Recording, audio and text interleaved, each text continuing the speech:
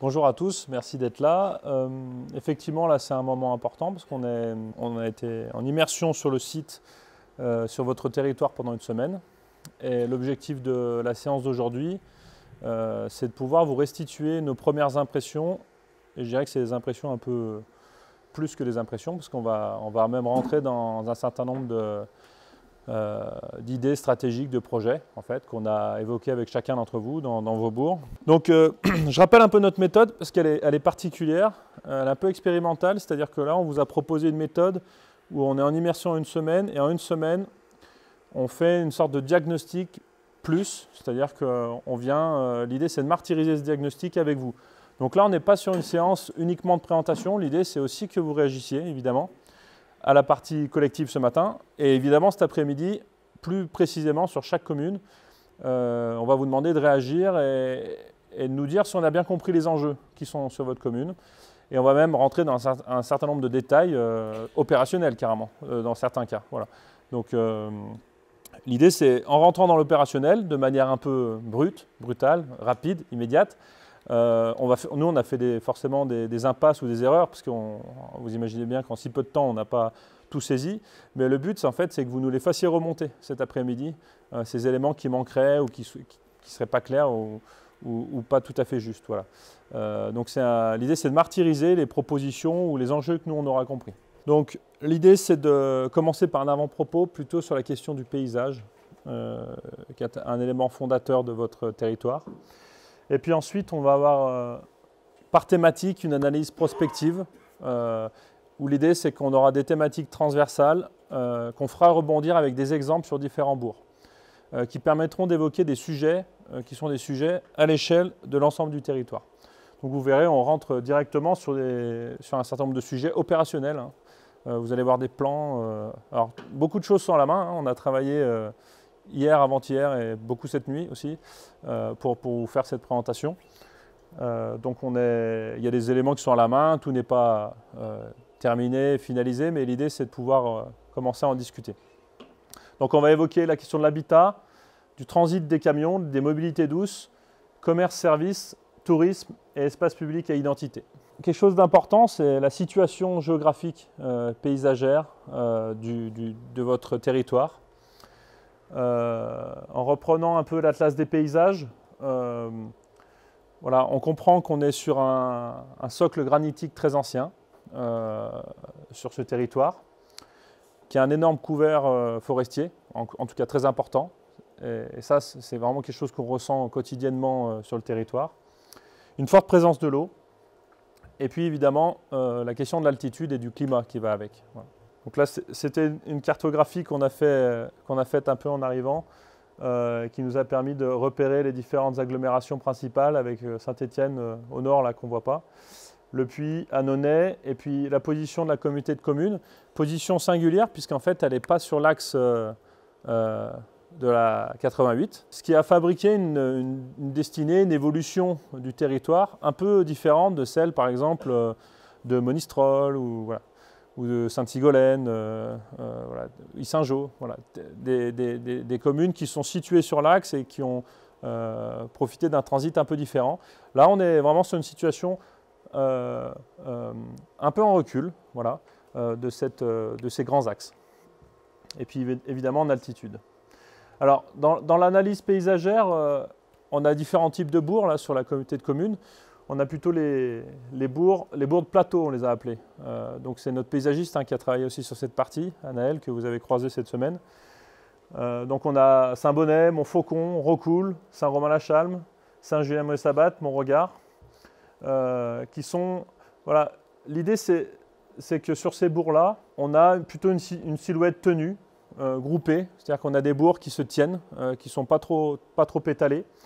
Et puis on a des paysages comme ça qui se découvrent au dernier moment sur ces bourgs-là. Voilà.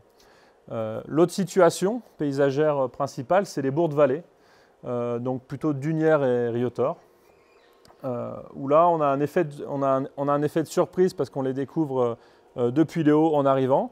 On a moins de profondeur de visibilité dans ces bourgs-là en termes de paysages lointains, sauf à prendre de la hauteur justement, ou alors à se mettre directement dans le vallon pour avoir un peu de profondeur. Mais sinon, on a des paysages beaucoup plus rapprochés dans ces bourgs-là.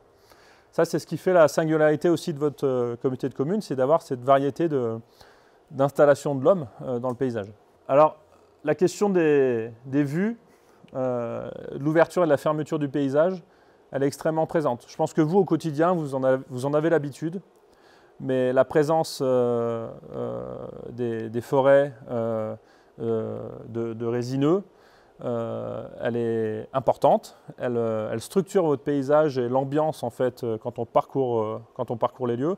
Et ce qui est intéressant, c'est que ça séquence un peu les parcours. C'est-à-dire qu'on est sans arrêt en train de passer dans un paysage très ouvert, puis refermé, puis réouvert. Et donc comme ça, on n'a vraiment pas un paysage monotone. D'une certaine manière, c'est une qualité, mais d'une autre manière, c'est aussi un paysage qui est quand même assez souvent fermé. Assez souvent, voilà, on est renfermé dans le système forestier. Alors, on a aussi analysé qu'il y avait des motifs paysagers assez récurrents, comme les alignements d'arbres qui structurent votre paysage, mais aussi les arbres isolés, puisqu'ils fabriquent un événement comme ça dans les clairières ouvertes. Et il y a quelque chose de vraiment très fort, très intéressant, c'est les murets en granit. C'est vraiment un héritage. Et pour moi, ça fait partie d'un des patrimoines les plus importants de votre territoire. Ces murets, en fait, c'est la main de l'homme, c'est la transformation du paysage par l'homme qui a structuré en fait, la manière dont l'homme a investi le territoire, l'a cultivé, l'a transformé. Et ça, c'est vraiment quelque chose qu'on n'a pas partout, qui est de grande qualité. Voilà. Et puis on a des événements aussi paysagers qui ponctuent le territoire, qui sont aussi des événements bien souvent liés à l'homme, mais pas que. Donc on a par exemple la tour à Dunières, la tour de l'ancien château, le calvaire de Montregard. Alors on a aussi des éléments infrastructurels, et ça c'est pas rien aussi dans le paysage. Vous voyez ces grandes lignes horizontales que ça fabrique. On sent que c'est quelque chose qui n'est pas naturel et en même temps, ça rentre dans le paysage et ça le séquence. Et bien souvent, c'est quelque chose qui est continu, qu'on retrouve régulièrement. Donc c'est les anciennes voies ferrées. Voilà. On a aussi les sommets avec le Grand Felletin notamment. Alors sur la question des constats, en fait, sur la partie paysage, nous on constate qu'on a des bourgs sur les communautés de communes qui sont très minéraux.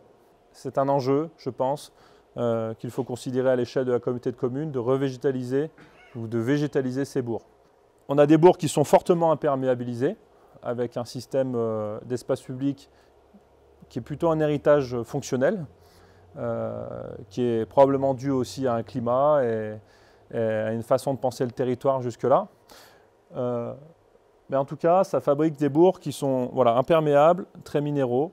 Nous, on pense que les végétaux, quand ils sont présents, sont parfois stéréotypés, c'est-à-dire qu'on a plutôt des haies de thuya ou de persistants, et qui sont pas des végétaux qui parlent des saisons, qui parlent de la manière dont le site évolue dans le temps. Et voilà, donc il y a des contraintes climatiques fortes, et des espaces publics qui sont souvent étroits aussi, dû à la forme des bourgs, à leur forme urbaine. Mais en même temps, on a quand même des savoir-faire et des traditions présentes sur le territoire. Donc ça fait partie des constats. Sur les pistes de réflexion sur la question paysagère, et l'idée de végétaliser les centres-bourgs, il y a cette idée de réduire évidemment les surfaces étanches. Ça, c'est quelque chose qu'il faut prendre en considération maintenant et qui devient fondamental. Parce que ça ne permet pas uniquement de laisser moins courir l'eau et de la canaliser et de la laisser finalement s'infiltrer naturellement, mais ça permet aussi évidemment d'embellir votre bourg, mais pas seulement, puisqu'en fait ça permet aussi de fabriquer des espaces de partage, des espaces de seuil. Vous voyez sur les images de référence là, ce sont des aménagements extrêmement simples, ce sont des aménagements ruraux. Parfois certains, c'est nous qui les avons réalisés, mais pas tous. Et vous voyez, il y a cette idée, si on prend l'image en haut à droite, là on a la relation entre un pied de façade et puis une voirie de centre-bourg. Et il y a une petite distance comme ça qui est créée, ce qui fait que les habitants, on améliore leur espace privé, parce qu'en fait, ils ne sortent pas directement sur la route. Et puis, ils peuvent s'approprier cet espace devant. Voilà. Ils peuvent même y mettre une jardinière, une petite table, poser le vélo pendant 1 heure. Voilà. Et en même temps, ça améliore considérablement aussi l'espace public, l'espace commun. Donc, vous voyez, cet espace de transition-là, il est fondamental dans l'aménagement des espaces publics. Après, c'est aussi la question de la géométrie. Il y a des choses qui sont dessinées de manière assez tendue au sol, avec des matériaux simples, qui ne sont pas forcément onéreux, mais qui permettent de canaliser l'eau, qui permettent de fabriquer un stationnement perméable, comme on voit en bas à gauche, ou simplement de structurer des vues, comme on voit en bas à droite. Et puis, c'est aussi la question de la présence du végétal, que je vous évoquais juste avant, sur la photo en haut à gauche. Vous voyez, ces bords-là, ils permettent de fabriquer des événements au printemps, de fabriquer des événements à certains moments de l'année. Et ça, c'est quand même pas rien. Voilà. Alors, c'est un débat que j'ai systématiquement dans tous les bourgs, partout où je travaille. Justement, en fait, moi, je pense que laisser les gens s'approprier un peu l'espace public, c'est fabriquer un peu d'animation et de vie dans le bourg. C'est aussi quelque chose d'important. C'est ce qu'on avait aussi autrefois, finalement. Après, évidemment, il faut se donner un peu des règles. Et la vie en communauté, c'est aussi de pas pouvoir déborder. Voilà. Il faut quand même que ça puisse fonctionner de manière civique, je dirais. Mais en même temps, c'est vrai que quelqu'un qui mange devant chez lui ou qui installe des pots de fleurs devant chez lui, en fait, finalement, il s'approprie cet espace et il qualifie pour moi l'espace public. Vaut mieux ça qu'une porte fermée où c'est complètement opaque avec l'espace privé, quoi. Voilà. Donc cette transition, pour nous, elle est importante. Après, les questions de géométrie en bas, vous voyez, c'est aussi cette idée de simplement avoir des matières simples et des aménagements simples. Le but d'un aménagement d'espace public, ce n'est pas toujours d'être clinquant, visible, c'est plutôt d'être là, être discret et de disparaître. Un aménagement qui se voit trop, c'est aussi un aménagement qui est parfois raté. Voilà. Mais justement, là aussi, il faut réussir à changer un peu les codes. Et typiquement, ça, c'est une voie d'un bourg qui fait 300 habitants. Qui est situé dans le Cantal, où juste, il n'y avait pas de trottoir auparavant non plus, et on a décidé de ne pas en créer, mais plutôt de fleurir, et la voie elle est partagée, et ça marche très bien. Ça marche très bien. On ne pourrait pas faire ça dans le centre de Dunières ou dans la rue centrale de Montfaucon, on est d'accord, hein. Alors il y a aussi un autre sujet, comme je l'évoquais tout à l'heure, la question de l'eau, la présence de l'eau dans votre territoire, elle est importante, et elle est belle, c'est quelque chose c'est une vraie qualité. Et ce rapport à l'eau, jusque-là, il a été, depuis des décennies, en fait, on est plutôt à repousser l'eau. On est plutôt à essayer de la canaliser, à l'enterrer. Et voilà. Aujourd'hui, on est dans une démarche qu'il faut penser tout autre. Il faut se retourner, au contraire, vers les cours d'eau, pour que ça fabrique une qualité dans votre territoire et que ce soit visible, notamment dans les bourgs. Donc on l'a vu, hein, c'est un sujet qui est présent dans beaucoup de bourgs. À Riotor, à Montfaucon, voilà, il y a un certain nombre de... Et donc vous avez tout un patrimoine lié aussi au cours d'eau, un patrimoine industriel, mais aussi un patrimoine, le petit patrimoine quotidien, les anciens lavoirs, ce genre de choses qu'il s'agit de révéler, de mettre en valeur. Vous voyez, l'idée, quand on s'approprie la question d'un cours d'eau, d'un aménagement, ce n'est pas forcément pour en faire là aussi quelque chose de très compliqué, mais c'est simplement pour révéler un paysage, permettre l'accès, le donner à voir, peut-être le rendre plus lisible, c'est-à-dire le nettoyer, il y a peut-être trop de choses qui l'encombrent. Mais vous voyez, ça c'est simplement aussi des images références qu'il ne faut pas calquer sur vos bourgs, ça reste des références, mais c'est pour vous donner l'idée qu'on est sur, une piste en se disant que l'eau c'est quelque chose qu'il faut valoriser et qui va donner de la qualité, de la valeur au territoire. Alors là on a fini la partie paysagère qui était plutôt une introduction et qui nous semblait vraiment importante de donner en premier. Vous voyez là, vous avez les 8 cartes en fait avec une légende. C'est notre travail à la main qu'on a fait et c'est des cartes d'enjeu. C'est les cartes d'enjeu qu'on a fait par bourg. Simplement pour vous expliquer qu'on a une légende commune et qu'on a travaillé là aussi de manière transversale. C'est-à-dire que notre approche sur l'ensemble des bourgs, elle est sur certains points similaires. C'est-à-dire qu'il y a des questions, vous le verrez, d'habitat, de tourisme, il y a des questions de commerce qui se recoupent. Donc on a une légende qui est commune et qui s'étend pas toujours de la même manière sur chaque bourg. Du coup. Donc là maintenant on va balayer les différentes thématiques. Sur la question de l'habitat, ce qu'on constate, c'est qu'il y a une raréfaction du foncier disponible pour la construction de maisons individuelles, globalement, sur votre territoire. En tout cas, c'est quelque chose qui est limité, et c'est bien normal. Il y a un SCOT, il y a un règlement, et en fait, on ne peut plus étendre les bourgs à l'infini comme on le faisait auparavant. Les choses sont contenues. Voilà. Ce qui veut dire qu'aujourd'hui, jusque-là, on avait quand même plutôt des grandes tailles de parcelles. On a aussi des emprises industrielles qui sont en cours de libération. Ça, c'est un enjeu, en fait, dans certains bourgs. Et puis, il y a cette idée qui est sous-jacente de densification du tissu pavillonnaire existant, qui pourrait être une piste sur cette question-là. Et puis, on a aussi, par ailleurs, une forte présence du bâti ancien à rénover en cœur de bourg. Alors ça, c'est un autre sujet important, qui est transversal dans beaucoup de bourgs, en fait. Qui pose beaucoup de questions. Ça a été le sujet d'échange avec vous dans certains bourgs. Ça pose des questions parce qu'en fait, on a dans un sens un patrimoine à préserver, parce qu'en fait, les formes urbaines, la question de la matière, la pierre, ou l'installation dans le paysage, comme je l'ai dit juste avant, c'est quelque chose de fort, c'est une identité qu'il faut savoir préserver. Et en même temps, on a aussi un bâti de qualité, mais sans les aménités contemporaines. C'est-à-dire que ce bâti ancien, bien souvent, il n'a pas de stationnement, il n'a pas d'espace extérieur privé, il n'a pas forcément beaucoup de lumière, il est peut-être un peu étriqué, tout en hauteur. Voilà. Il n'est pas adapté à la manière de vivre, on va dire, idéale des aspirations contemporaines. Pour autant, on ne va pas tout mettre à la poubelle, et ce n'est pas possible. Et puis c'est trop important pour qu'on agisse dans ce sens. Donc il va falloir trouver le bon compromis. Voilà. Alors, les pistes d'action. C'est un peu du texte, je vais essayer de les lister, et après on va vous montrer des exemples. Les pistes d'action sur cette question de l'habitat, il nous semble important de réfléchir au parcours résidentiel dans vos différentes communes.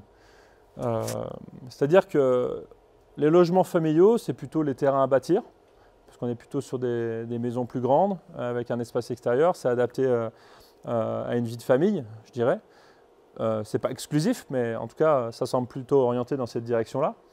Et puis, les logements pour les personnes âgées ou pour les jeunes actifs, c'est plutôt des logements en centre-bourg qui seraient adaptés, ou potentiellement adaptés en tout cas.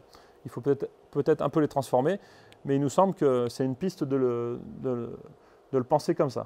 Et donc ça demande typiquement une analyse à l'échelle du grand territoire, plus poussée, précise sur l'habitat, qui permettrait de dire exactement quelle est la demande, quel est le besoin, notamment pour les logements seniors ou pour les jeunes actifs, qui permettrait de savoir s'il y a une réelle demande et si on peut engager cette piste-là un peu plus précisément. Il y a aussi quelque chose qui nous semble important, c'est qu'il faut miser sur la qualité des opérations, des rénovations en centre-bourg. On le voit, il y a un grand nombre même de logements vacants dans les centres-bourgs, puisqu'ils n'offrent pas une grande qualité. Ils n'ont pas forcément été rénovés, ils sont un peu dans leur jus, en plus de ne pas contenir les aspirations contemporaines.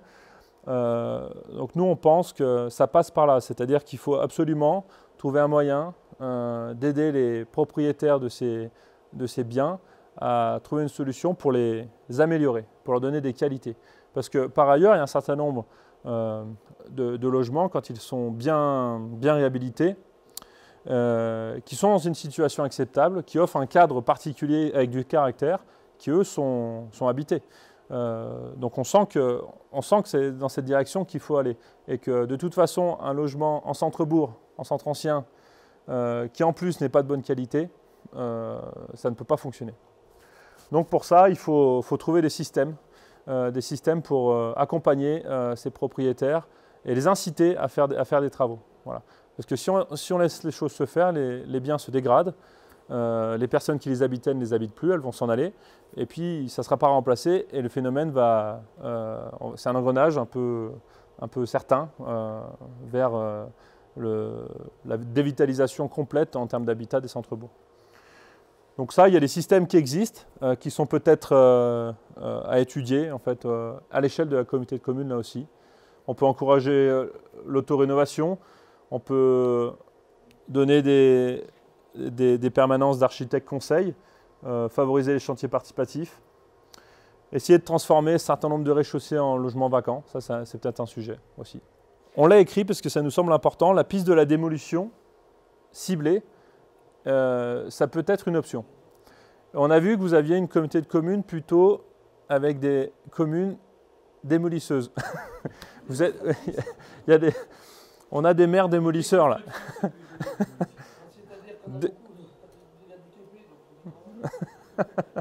Voilà, donc on a senti que c'était un sujet qui vous animait globalement, c'est un peu transversal. En même temps, on comprend bien l'aération du tissu, fabriquer des vues, de la lumière, améliorer une situation de stationnement, peut permettre d'enclencher les choses dans un cœur de bourg. Pour autant, comme je disais, on ne peut pas y aller trop fort parce que sinon, on va perdre la qualité patrimoniale des bourgs. C'est-à-dire qu'on n'aura plus la structure urbaine, on n'aura plus la qualité du caractère de la matière, on va perdre trop de choses et finalement, on va se retrouver dans un habitat sans caractère, donc on n'aura pas réussi à maintenir l'essentiel. Voilà. Par contre, aussi, il y a un autre sujet, c'est que les réalisations exemplaires, parfois menées par la collectivité, et oui, parfois, il faut savoir montrer l'exemple pour que ça enclenche et que ça fabrique un effet boule de neige auprès justement des propriétaires privés. Exemplaires dans le montage, dans le chantier ou dans l'architecture, ou dans la qualité du bien, ça peut vraiment enclencher des choses dans un bourg. La gestion du stock des extensions de bourg. Ben là, on y vient, c'est-à-dire que, je l'ai dit juste avant, vous êtes limité en extension de bourg, en terrain à construire, en terrain à bâtir. De toute façon, ça ne va pas aller, je dirais, en s'améliorant. Au contraire, on est en train de recentrer de toute façon les bourgs sur eux-mêmes. Et ça, c'est une chose importante parce que c'est aussi ce qui fait la qualité de vos bourgs. On l'a dit en préambule. Du coup, ça veut dire qu'il faut gérer ces capacités. C'est-à-dire qu'il ne faut pas les ouvrir trop d'un coup. Il faut fabriquer probablement des parcelles plus petites pour voir les choses venir davantage à plus long terme. C'est quelque chose aussi qui se pense à l'échelle de la communauté de communes, c'est-à-dire que l'habitat, on ne peut pas le penser qu'à l'échelle d'une commune. Et puis, il faut améliorer les à-côté. Les à-côté, ça veut dire que peut-être que j'ai une plus petite parcelle. Finalement, j'ai que 200 mètres autour de ma maison ou 400 mètres autour de ma maison. Mais en même temps, j'ai un jardin public, j'ai un grand parc en fait, avec un vallon et une rivière qui coule pas loin de chez moi. J'ai des services, voilà. Et donc en fait, finalement, les choses peuvent se compasser aussi dans ce sens-là. On a pris plusieurs exemples sur la question de l'habitat, notamment là ici à Rocoul. La question de la rénovation du bâti ancien en cœur de bourg, là, vous connaissez tous, je pense. On a l'angle en fait de la cure, de l'ancien restaurant, de l'ancienne boulangerie. On a l'ancienne boulangerie ici. L'église est là. L'église est là. Voilà. Et là, vous avez la vue, il y a l'église à gauche. Et ça, c'est la façade des bâtiments. Et ça, c'est à l'arrière. Voilà. C'est à l'arrière de l'îlot. Et donc, en fait, là, la commune a fait l'acquisition de l'ensemble de cette partie-là, avec le terrain qu'il y a derrière. Et ça va même jusqu'à l'ancien labo du boulanger.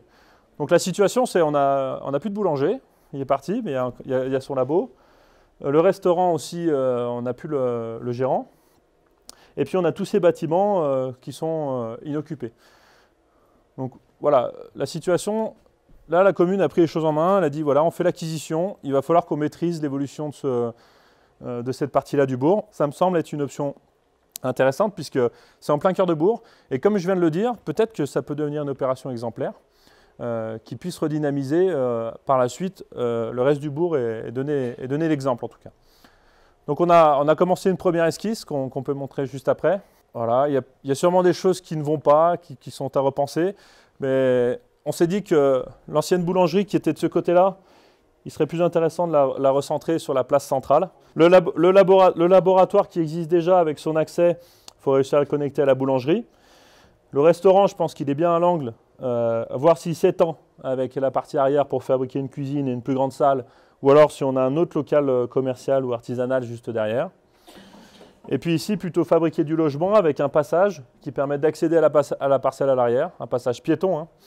Et puis un passage ici qui, depuis le City-Stade et la zone de stationnement, permettent aussi de donner l'accès à cette parcelle pour pouvoir faire des logements avec petits jardins, des petits logements avec jardin dans cet espace-là. Voilà.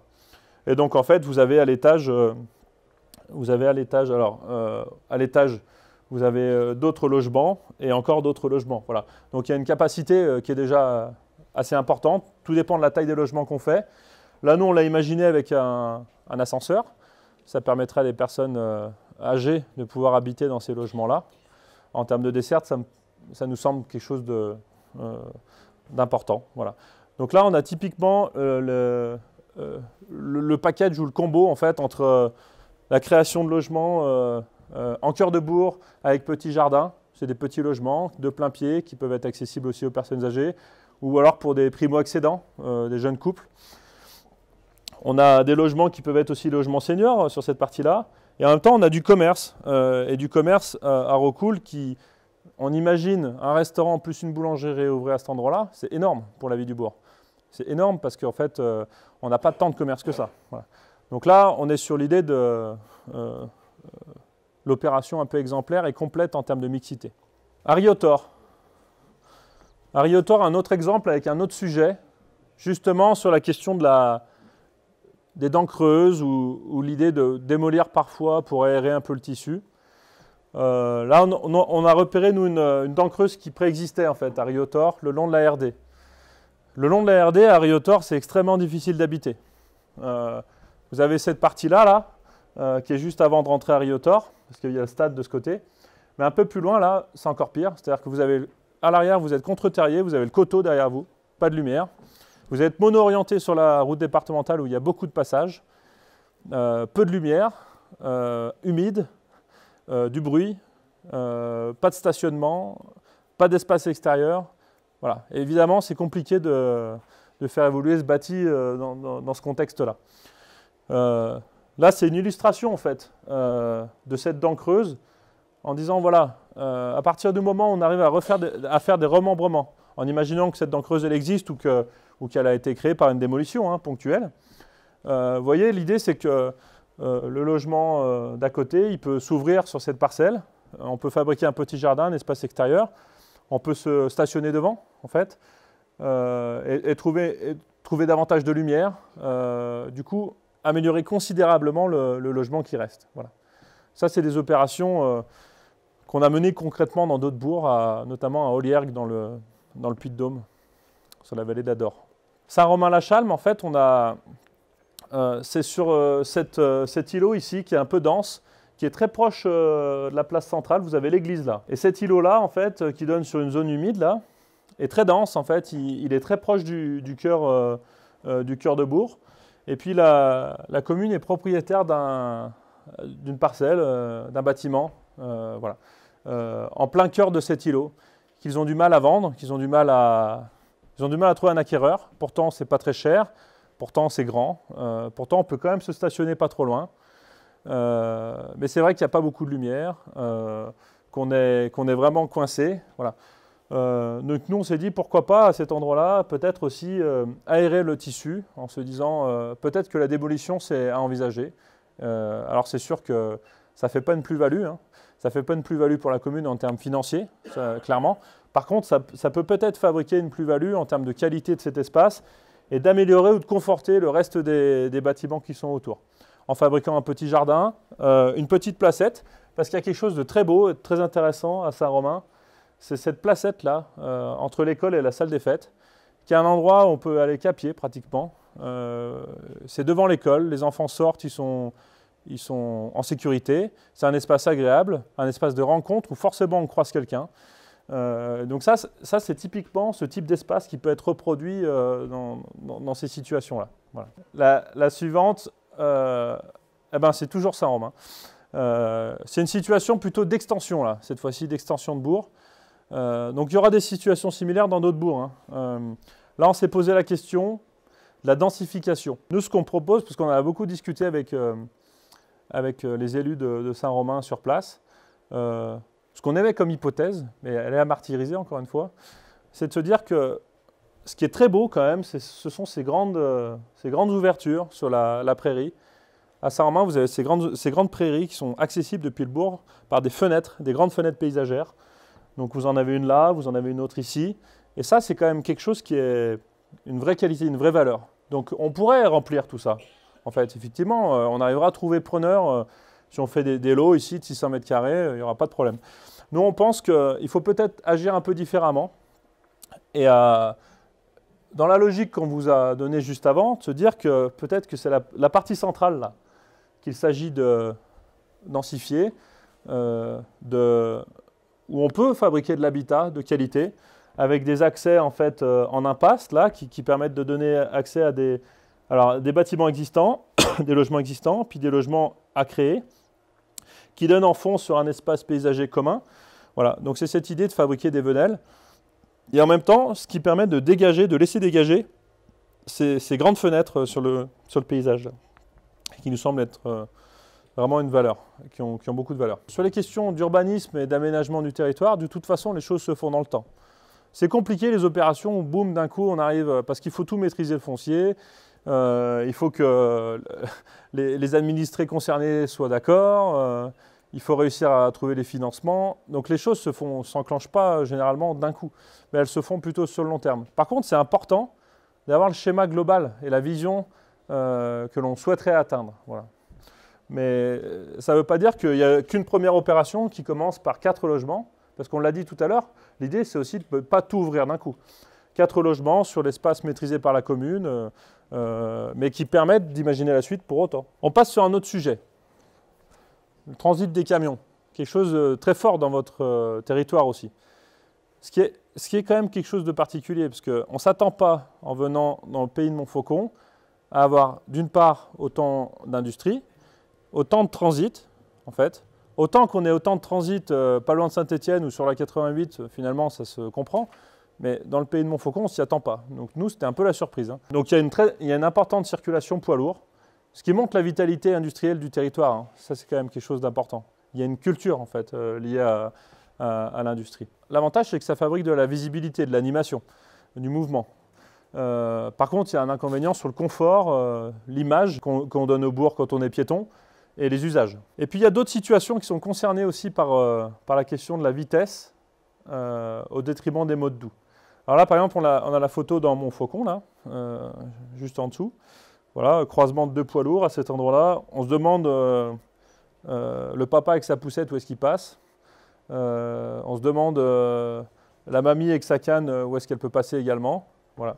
Donc c'est sûr que là, c'est une situation, et en même temps, on hérite d'une largeur qui n'était pas faite pour le passage des poids lourds. Mais le passage des poids lourds, il passe là. À Rocoul, c'est une situation un peu différente qui concerne d'autres bourgs, où on a des resserrements comme ça aussi dans le tissu, mais on n'a pas spécialement de trafic poids lourd. Mais rien que là, les voitures, ça fabrique un petit conflit avec le passage des écoliers ou le passage des enfants qui veulent rejoindre la bibliothèque, par exemple, à cet endroit-là. Parce qu'on a un peu plus loin, on a le centre-bourg, l'école, et un peu plus haut, là, on a la bibliothèque.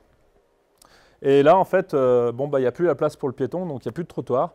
Et à cet endroit-là, il faut vraiment faire attention. On ne peut pas lâcher la main des enfants, là, c'est pas possible. Donc ça c'est une situation sur la question du transit qui est un peu différente, mais qui est importante aussi. Alors les pistes d'action. Alors évidemment, la déviation des flux, certains bourgs l'ont fait, est une piste. Mais c'est souvent assez complexe, parfois pas vraiment possible.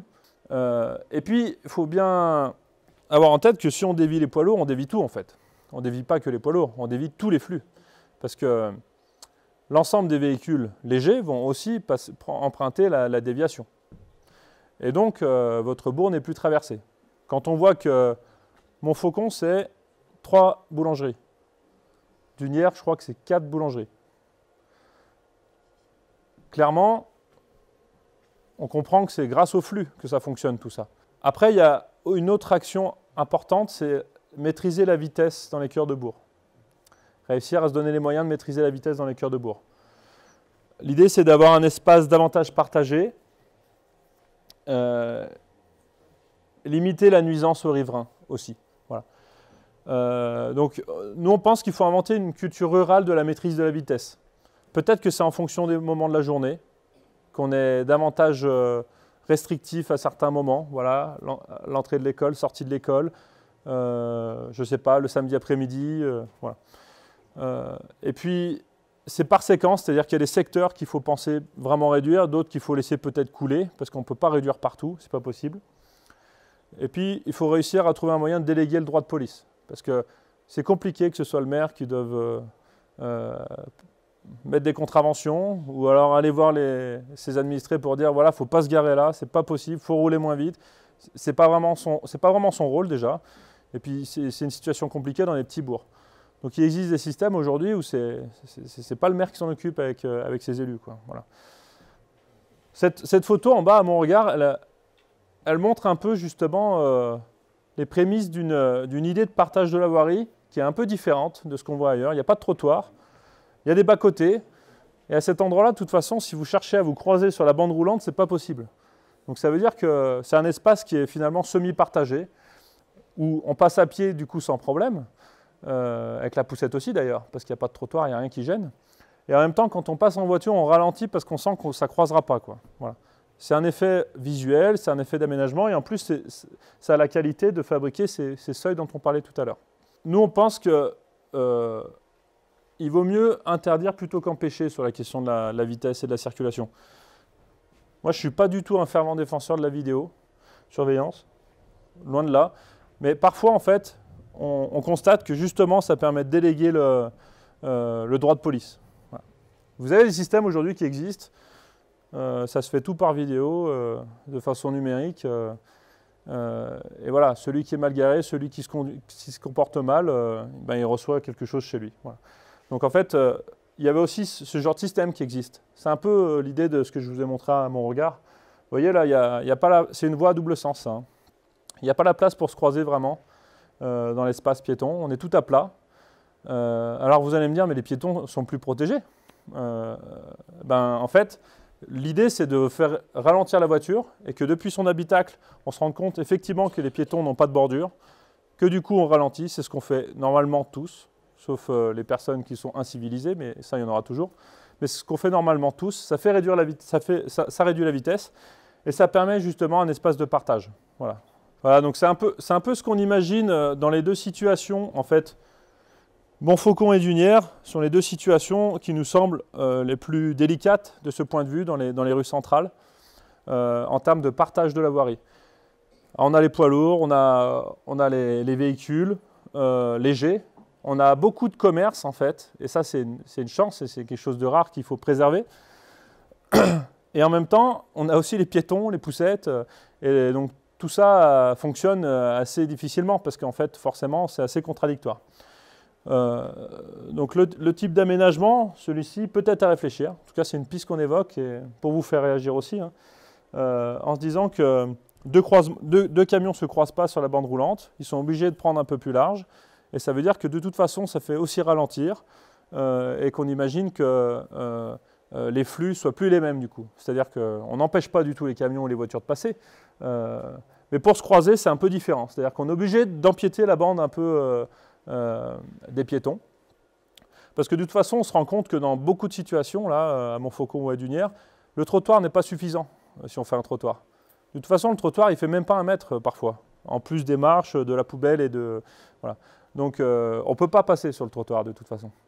Donc, l'idée, c'est peut-être de mettre tout à plat et de fabriquer une zone où, clairement, quand je passe ici en poids lourd, je me rends compte que je suis obligé de ralentir. Et en voiture, c'est pareil. Et ça permet quand même d'avoir un certain confort pour les usagers piétons et vélos. Une boulangerie, justement, une pharmacie, un bureau de tabac, le temps d'arrêt, moyenne, c'est quelques minutes, quoi. Et donc, en fait... sauf à trouver des poches de stationnement, ce qui est dans le cas de Dunières et de Montfaucon, très difficile, je pense, suffisamment proche. Parce qu'en fait, le stationnement lié à un commerce, il est fonction du temps que vous y passez. Quand vous allez chez le médecin, vous allez y passer une demi-heure, 1 heure, vous pouvez vous garer à 100 mètres, 50 mètres. Quand vous allez chercher du tabac, en fait, c'est un arrêt minute, quoi. Et donc, vous n'acceptez pas de faire 100 mètres pour aller chercher du tabac. C'est une question de comportement en fait, automobiliste. Et du coup, dans ces rues-là, on ne peut pas supprimer complètement a priori le stationnement. Par contre, c'est vrai que le stationnement de celui qui habite au-dessus, il ne faudrait pas qu'il soit là. Là, on est bien d'accord. Voilà. Donc la gestion, elle est complexe de ce point de vue-là aussi, parce que... En gros, c'est ça. En gros, c'est ça. Après, si effectivement on peut trouver des poches non loin, très proches des commerces, ça peut fonctionner aussi. Mais a priori, c'est pas simple d'en trouver, parce qu'on est dense en même temps. Nous, on n'est pas pour bannir les voitures des centres-bourgs complètement, parce qu'on sait... Enfin, moi, j'habite à la campagne, je sais comment ça se passe. Hein. On a tous les mêmes comportements. Il faut réussir à trouver une solution de partage, un compromis. Sur les mobilités douces, vous avez un fort potentiel dans le territoire, au niveau du vélo. C'est quelque chose de remarquable parce qu'on n'a vraiment pas ça partout. Et pareil, c'est pas quelque chose que l'on s'attend à trouver en venant dans le pays de Montfaucon. Moi, personnellement, je connaissais de loin, mais je ne pensais pas que c'était aussi aménagé, réalisé. Voilà. Là, on a vraiment une structure, une infrastructure sur la question du vélo qui est forte et qu'il faudrait continuer, faire perdurer pour que les mobilités quotidiennes puissent s'en saisir. Alors, ce n'est pas possible partout, ce n'est pas adéquat partout. Il y a des bourgs qui sont plus ou moins loin de la Via Fluvia. Mais par contre, on trouve que voilà, justement, le vélo au quotidien est plutôt faiblement développé. Alors, vous allez me dire, ça monte. Et nous, on va vous dire, mais maintenant, il y a le vélo électrique, il y en a de partout. Et en fait, c'est vraiment quelque chose qui est en plein essor et qu'il faut imaginer. Il y a peut-être l'idée de faire un plan vélo à l'échelle de l'intercommunalité, qui serait une idée intéressante. Pour justement les développer dans les mobilités quotidiennes. On parle des petites distances justement. Donc il faudrait créer de nouveaux axes à l'échelle de la communauté de communes, développer des boucles locales. Et puis c'est aussi un vecteur de développement pour le tourisme. Parce qu'on se rend bien compte que la Via Fluvia pour l'instant est déconnectée de votre territoire pour autant. Vous n'en profitez pas vraiment. Tous les bourgs qui sont même traversés par la Via Fluvia n'en profitent pas d'une manière suffisante ou d'une manière, je dirais, logique. Voilà. Ça, il faut réussir à trouver une solution. Et puis, ça demande des équipements. Peut-être qu'il faut justement être attentif à la nécessité qu'auront ces cyclistes en passant. Et puis, alors, sur la question du piéton, parce que les mobilités douces, c'est aussi le piéton, vous avez la chance d'avoir beaucoup de chemins de randonnée, avec des boucles locales. Et l'idée, c'est de réussir à connecter tous vos bourgs précisément à ces chemins. Donc il y a déjà des choses qui sont faites, ça c'est clair, mais on se rend compte qu'il y a encore des améliorations à imaginer. Mais nous, on pense que typiquement, il y a certains bourgs, Montfaucon, Dunières, en fait, qui mériteraient des petites boucles supplémentaires qui connectent la Via Fluvia au bourg, au centre-bourg, en fait, pour profiter et pour fabriquer des bourgs relais sur la Via Fluvia, en fait, des espaces relais où on trouve un commerce, on trouve de quoi regonfler ses pneus, on trouve, vous voyez, de quoi s'abriter, boire un verre, voilà. C'est quelque chose qu'on n'a pas forcément sur la Via Fluvia directement, mais si je sais, si c'est signalé, ça peut permettre justement de fabriquer des retombées économiques, parce que pour l'instant, ce n'est pas le cas. Ça, c'est l'espace de la Galoche à Dunières, en fait, qui est une forme d'espace relais par rapport à la Via Fluvia, mais qui sert aussi pour le vélo-rail, qui est un endroit un peu charnière comme ça.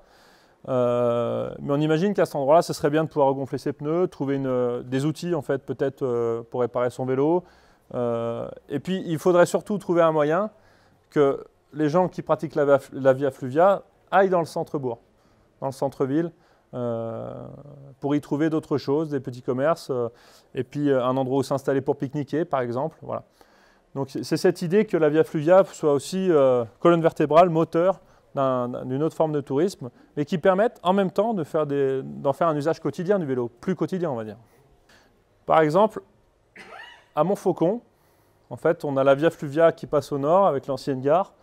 En fait, voilà, cet axe paraît évidemment l'axe principal à développer pour relier, que quand je sors en fait, de la Via Fluvia en vélo, que je sois encore sur un axe prévu pour les cyclos, que j'ai de quoi un endroit garer mon vélo et l'accrocher, que j'y trouve des commerces et qu'éventuellement je sois amené à trouver un espace paysager un peu sympa pour aller pique-niquer avec mes enfants. Voilà. C'est un peu cette idée-là, quoi. Vous voyez, c'est l'idée du relais un peu complet. Sur la question des commerces et des services, alors on constate que c'est un territoire très dynamique du point de vue commerce, notamment commerce de proximité et services. Il y a peu de bourgs sans commerce, dénués complètement de commerce, alors que c'est le cas partout en France. Et en fait, vous avez aussi très peu de grandes surfaces. Et ça, c'est quand même très important. On a quand même pour autant quelques espaces linéaires commerciaux en déshérence. Là, on est sur le bas de Dunière, en fait, sur la partie, je crois que c'est la rue qui retrouve le viaduc, où là, on a une difficulté à maintenir du commerce. Donc, il y a certains endroits où il faut se rendre à l'évidence que on va pas pouvoir maintenir le commerce comme ça l'était auparavant. Donc, les pistes d'action: instaurer une logique de veille commerciale à l'échelle de la communauté de communes. Il faut se faire appuyer par la Chambre de commerce et d'industrie, en fait, dont le rôle est aussi un peu d'avoir cette veille. Mais ça, c'est à l'échelle de l'ensemble de la communauté de communes, parce que ça permet de savoir quels sont les besoins, quelles sont les offres. Et encore une fois, je pense que ce n'est pas un sujet qui doit être que pensé par les maires des communes, par les communes elles-mêmes, mais aussi par la communauté de communes qui doit pouvoir avoir une influence en fait, auprès des communes sur ces sujets-là, et peut-être alerter et dire voilà, j'ai une offre, il y a quelqu'un qui cherche un local, on sait qu'il y a un local vacant ici. Enfin voilà, c'est cette relation d'offre et de demande et de veille qui est hyper importante.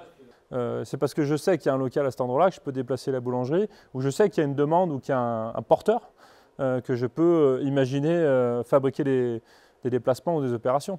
C'est simplement ça qu'on dit. Hein. Je ne pense pas que ce soit un outil catalogue, parce qu'en même temps, on sait qu'il y a une fragilité latente. Sauf peut-être à Saint-Bonnet, qui est un cas particulier, mais on a une fragilité latente dans la plupart des bourgs que l'on traverse sur la question du commerce. Parce que justement, c'est compliqué. Aujourd'hui, quand quelqu'un lance un commerce, il ne veut pas forcément le faire dans un vieux local trop petit, pas forcément hyper visible, avec pas du stationnement devant. Voilà. Et donc, c'est pas facile de trouver repreneur ou de faire perdurer ces commerces. C'est pour ça que la veille, pour moi, elle est essentielle, parce qu'elle permet justement de s'assurer qu'on peut enclencher les choses et on les connaît à mesure, quoi. Voilà. Alors on disait aussi qu'il faut considérer les mutations globales du commerce. Le foisonnement d'antan n'est plus. Cette idée peut-être de ne pas installer davantage de grandes surfaces, ça, c'est quand même un point important qui, à l'échelle de la communauté de communes, voilà, il y a une vraie valeur politique sur cette question-là, qui est, à mon avis, un sujet. Parce que forcément, ça décale tout à partir du moment où les gros s'installent. Voilà. Peut-être essayer de développer une nouvelle offre, produits locaux, multiples rurales, sont des choses qui se voient par ailleurs. La gestion de l'immobilier commercial, bon, ça revient avec la veille, hein, mais c'est aussi l'idée de la taille des locaux. Parce que parfois, les locaux ne sont pas adaptés à l'intégration d'un nouveau type de commerce. Et du coup, peut-être il faut imaginer un remembrement, il faut aussi veiller à l'accessibilité de ces locaux. Ça, c'est quelque chose d'important. Sur ce qu'on a pu analyser ici, vous voyez, ce sont les linéaires en fait, commerciaux qui nous semblent importants de maintenir. Et ça, on l'a fait systématiquement par bourg, enfin, dans tous les bourgs qui contiennent du commerce, mais pratiquement tous. Et ça nous semble être quelque chose qu'il faut vraiment réussir à saisir à l'échelle intercommunale. Là, sur Dunière, c'est de savoir où est-ce qu'on se dit qu'il est important et possible de maintenir du commerce. Je sais qu'il existe des polarités commerciales, par exemple, proche de l'église. Il y a un ancien bar, il y en a même deux, je crois. Et en même temps, c'est un peu en train de tomber. On se pose la question de savoir s'il faut le maintenir et si c'est possible véritablement. Voilà. Il y a d'autres endroits d'intensité de pincement en fait, au niveau commercial qui nous semblent vraiment potentiellement tenables, mais il faut vraiment les sélectionner. C'est un peu l'idée de cette représentation-là sur l'ensemble des communes. Voilà, donc là, on a une autre situation, typiquement à Riotor. Voilà, on sait que pour l'instant, il y a le Vival qui doit être un peu plus en retrait. Je crois qu'il est là ou là, je ne sais plus. Voilà. On a un certain nombre de commerces comme ça qui sont un peu décrochés.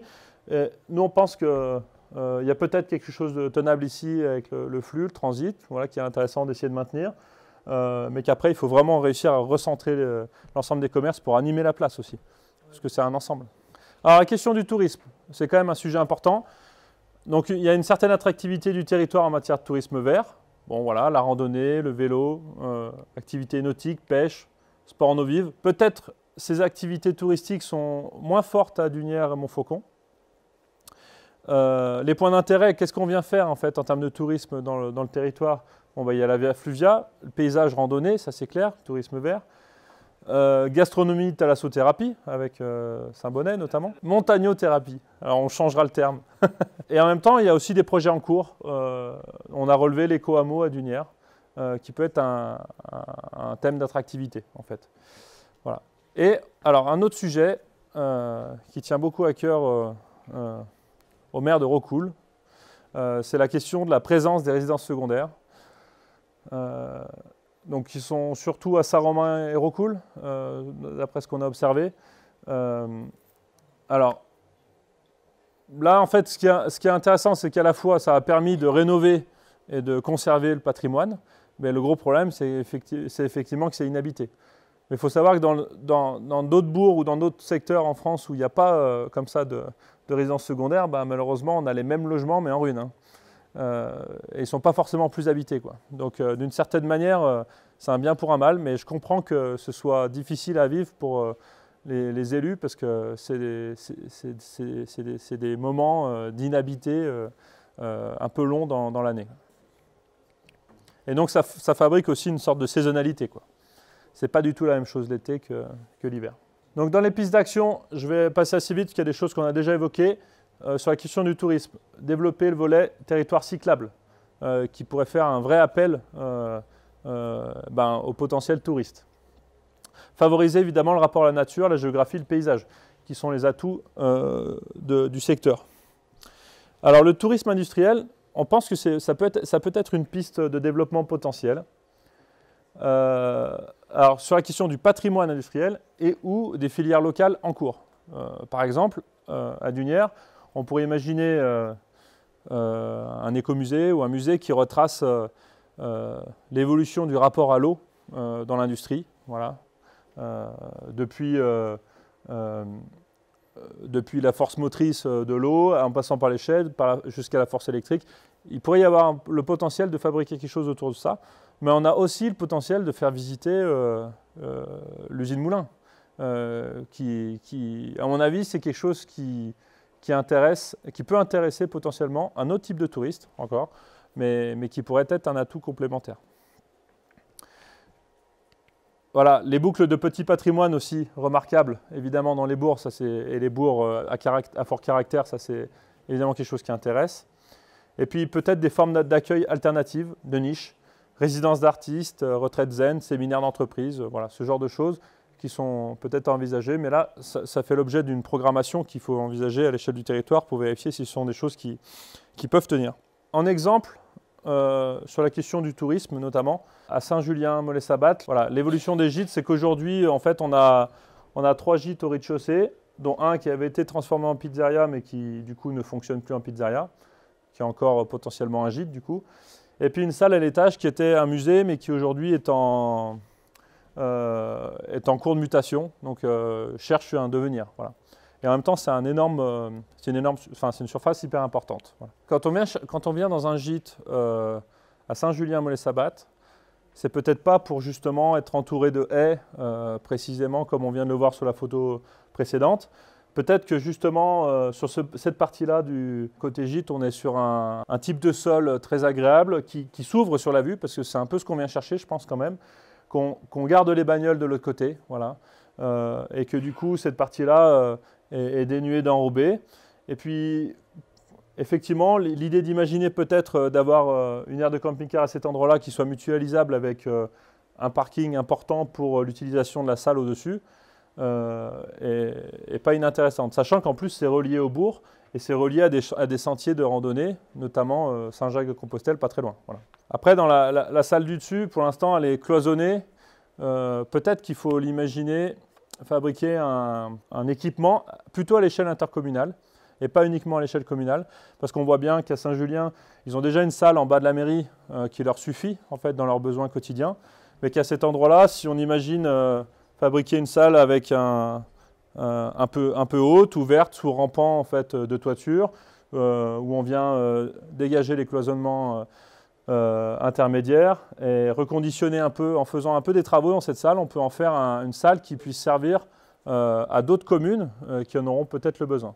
Là aussi, ça c'est quelque chose qu'il faut regarder à l'échelle de plusieurs communes. Et puis, quid de l'évolution de la maison des Sœurs à Saint-Julien également. avec voilà, environ 300 mètres carrés sur 3 niveaux, un bâtiment qui est à la collectivité, mais qui nécessite probablement 2 à 3 millions d'euros d'investissement pour en faire quelque chose. Donc en fait, clairement, ce n'est pas un sujet pour moi qui est à l'échelle de Saint-Julien uniquement. Ça ne peut pas en fait. Probablement que ça pourrait servir à Saint-Julien quotidiennement s'il était transformé, et davantage, mais d'une certaine manière, c'est aussi un projet à l'échelle intercommunale, voilà, en termes de vocation. Nous, on a évoqué 2 sujets possibles, enfin 2 programmes possibles, mais je pense qu'il y en a bien d'autres. Alors, on n'est pas des programmistes, hein, nous, donc ce n'est pas notre domaine de prédilection, mais on n'est pas très loin de Saint-Bonnet. Il y a une forte demande d'hébergement à Saint-Bonnet qui peut être ponctuelle, mais on pourrait imaginer. Et puis, on sait aussi que ce n'est pas toujours facile de trouver justement des résidences pour des séminaires, pour loger beaucoup de monde d'un coup. Ce n'est pas la même chose un hôtel avec quelques chambres ou un espace où on peut loger, je ne sais pas, toute une entreprise qui vient en séminaire. Ou, voilà. Alors, on sait qu'il existe quelque chose de ce type à Saint-Bonnet, en fait, où il y a une trentaine de chambres, 60 lits. Pas très loin de Saint-Bonnet, mais est-ce qu'il y a le besoin en fait, pour en fabriquer un autre à cet endroit-là qui aura un caractère différent, parce qu'on n'est quand même pas très loin. Peut-être que ça peut marcher. Ou alors c'est plutôt une autre cible qui pourrait être potentiellement résidence d'artistes, un endroit où on vient passer un moment un peu de découverte, et c'est plutôt une niche alternative là, de ce point de vue.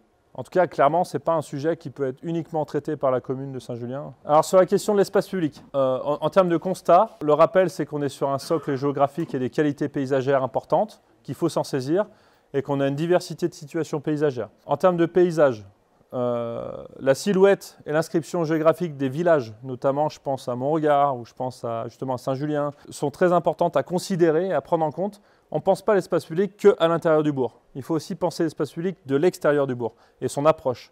Quand vous arrivez en randonnée, quand vous arrivez en voiture dans un bourg, la perception que vous en avez depuis l'extérieur, elle est très importante aussi. Alors, on a remarqué que globalement, il y avait plutôt une faible qualité des revêtements de sol en général, que beaucoup sont en enrobé, dégradés, et c'est des opérations qui sont assez anciennes.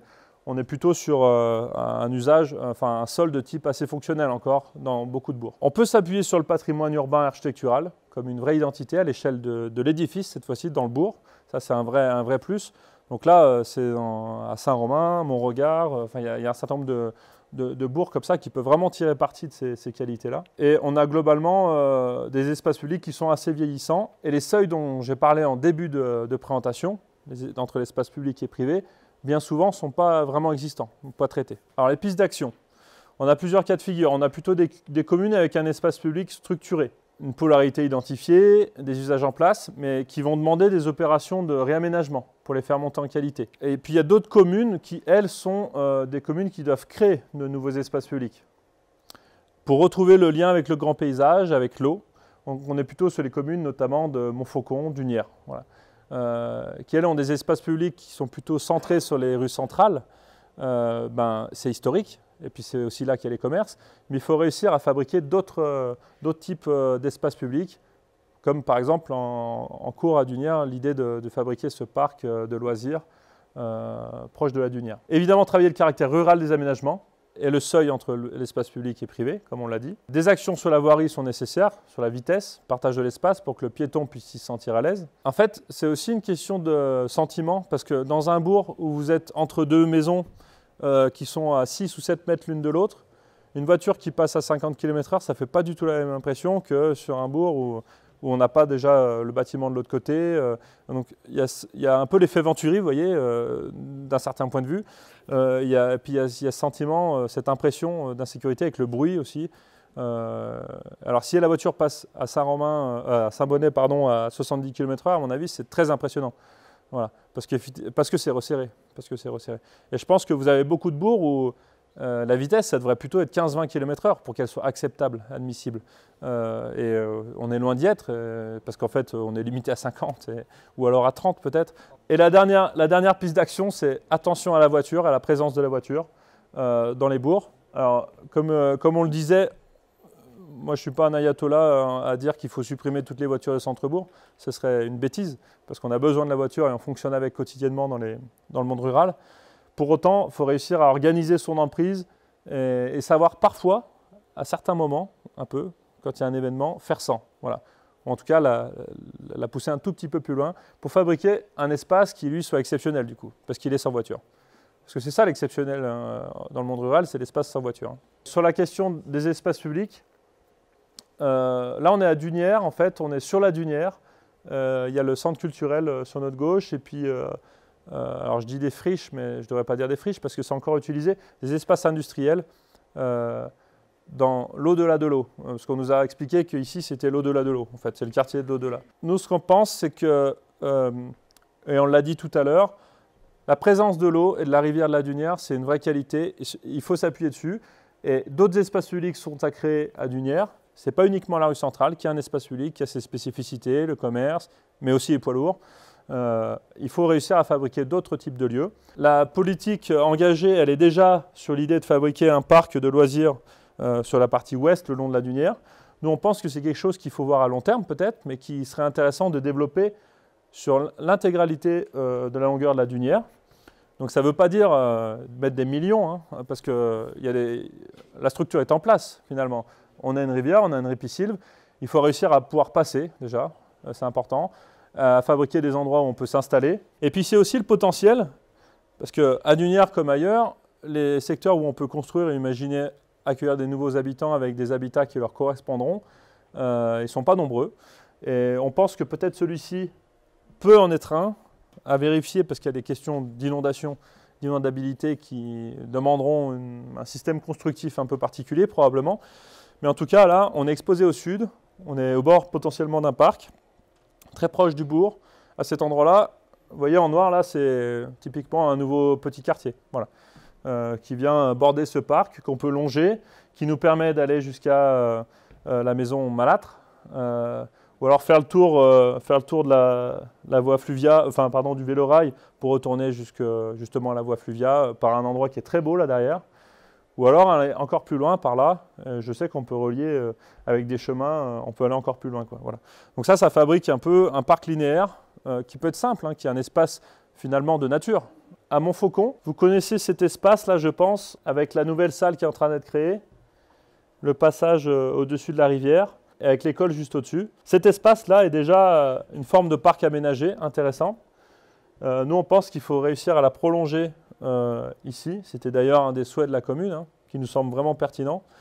De la même manière, en fait, à Montfaucon, il faut réussir à offrir un autre type d'espace public qui puisse, comme on l'a vu tout à l'heure, permettre de faire des petites boucles vélo.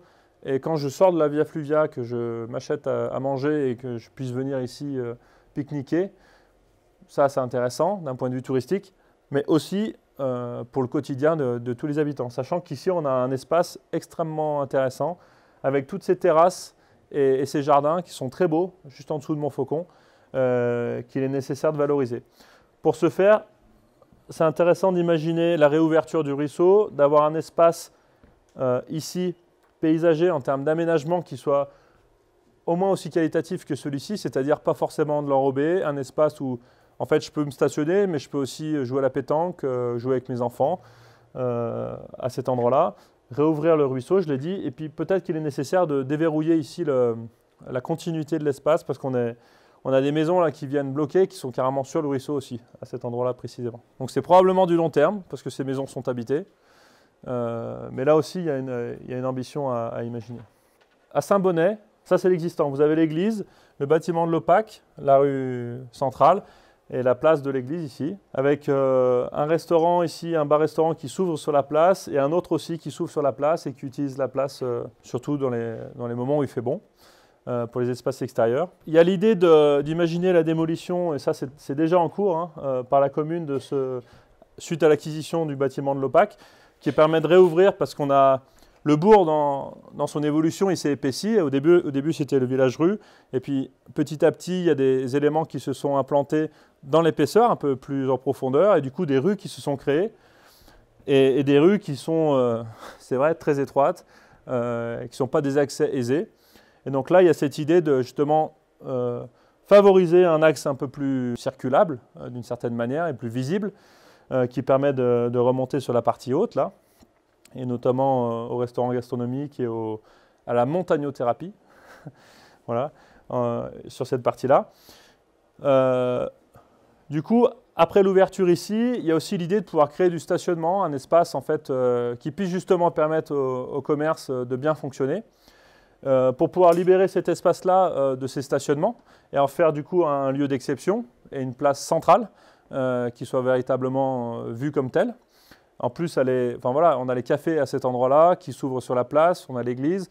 Donc ça paraît assez évident que cette place, elle prenne de l'ampleur et qu'elle devienne un peu exceptionnelle.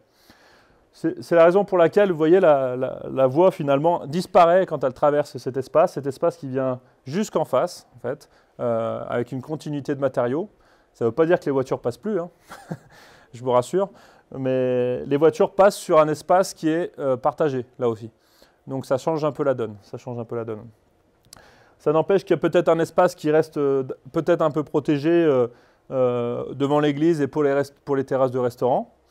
Et puis, on ménage un accès véhicule, parce que c'est bien l'objectif aussi, qui permettent de remonter là-haut, avec des cheminements piétons qui sont à créer, parce que pour l'instant, on est sur une voie tout en enrobé. Il n'y a pas vraiment de trottoir ou d'espace piéton qualitatif, comme il peut y en avoir par ailleurs dans le bourg d'ailleurs, pour monter sur la partie haute du bourg.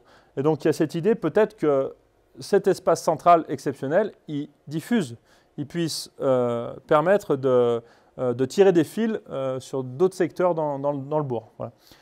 Et donc cet espace-là, en fait, il est accessible en voiture, mais pas que.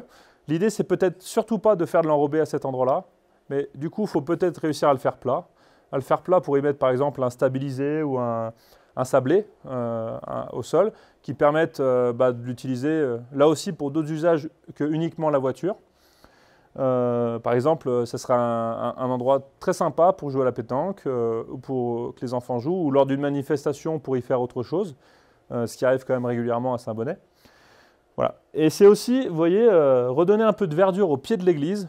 C'est important pour la respiration du bâtiment, ça c'est un truc physique, c'est important, de ventiler les pieds, et surtout pas imperméabiliser les pieds des bâtiments et des églises. Et puis ça permet aussi, c'est un support d'embellissement de la place. Voilà. Sur mon regard, vous avez aussi la situation existante avec l'église, la mairie, avec le restaurant, voilà, le gîte intercommunal, voilà, et la traversée du bourg.